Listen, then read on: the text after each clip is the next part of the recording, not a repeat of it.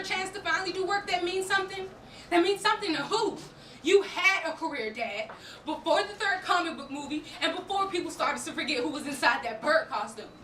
You're performing a play based on a book written 60 years ago for 1,000 rich old white people whose only concern is where they're going to get their coffee and cake afterwards. Nobody gives a shit but you. And for the record, you're not doing this for the sake of the art. You're doing this so you can feel relevant again. I know.